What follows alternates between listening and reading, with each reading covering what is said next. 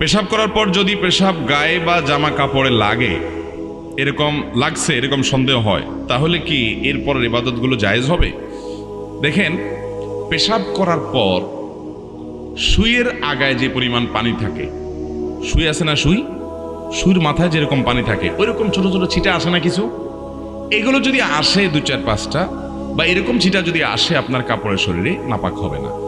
এটার কারণে নাপাক, এটার কারণে অহেতুক পেরেশান হবে না। তবে এগুলোর যেন না আসে তার জন্য সতর্ক থাকতে হবে, কারণ ফাইন্না আম্মাতা আযাবিল কবরি মিনহু, নবী সাল্লাল্লাহু আলাইহি ওয়াসাল্লাম বলেছেন ইস্তানজিহু মিনাল বাউল, পেশাব থেকে তোমরা বেঁচে থাকবা, সতর্ক থাকবা, কারণ বেশিরভাগ কবরের আযাব পেশাব থেকে অসতর্ক থাকার কারণে এবং চগলখুরি একজনের কাছে আরেকজনের কাছে লাগানোর জন্য, সবার কাছে যায় ভালো থাকে পিছনে বদনামি করে, এই চরিত্রের কারণে আর এই পেশাব থেকে অপবিত্র থাকার কারণে বেশিরভাগ কবরের আযাব হয়। এই জন্য পেশাবের ফোঁটা থেকে বাঁচে থাকার চেষ্টা করবেন।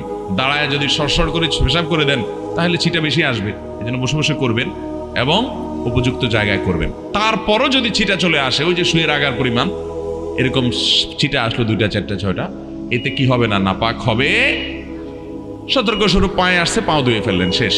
আর কাপড় লাগলে কাপড় নাপাক হবে না এত অল্প পেশাব লাগলে, কারণ এটা থেকে একেবারে এইরকম সুই পরিমাণও লাগবে না, এটা থেকে বাঁচা সম্ভব না, যার কারণে এটুকু মাফ। শুধু সেটা নয়, অনেক সময় দেখবেন টয়লেটে বসলে মাছি আসে, মাছি যে একবার ওই নাপাক জায়গায় বসে আবার আপনার শরীরে এসে বসে, এর কারণে শরীর বা কাপড় নাপাক হবে, কারণ ওই মাছির গায়ে বা তার পায়ে এত কম নাপাক লাগে যে ওইটা কোনো কাউন্ট করে গণনা করা কঠিন, যার কারণে সেটা মাফ, এটা লাগলে অসুবিধা হবে না।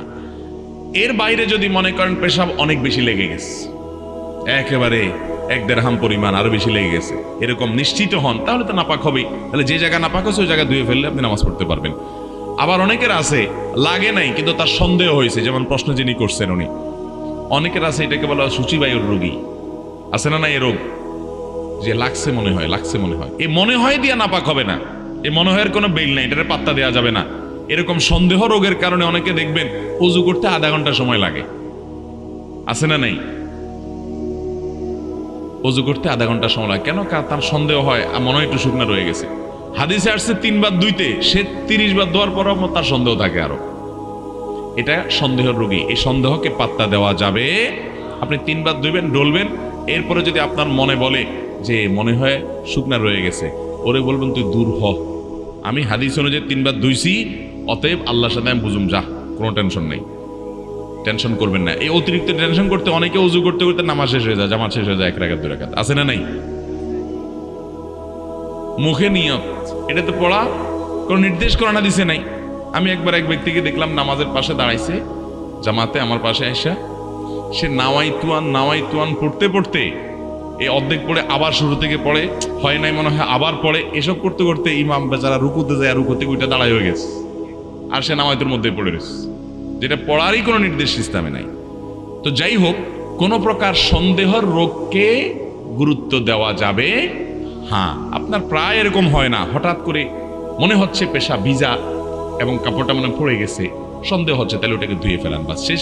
আরো যে ছিটার মতো পড়ে ওটার কারণে নাপাক হবে না।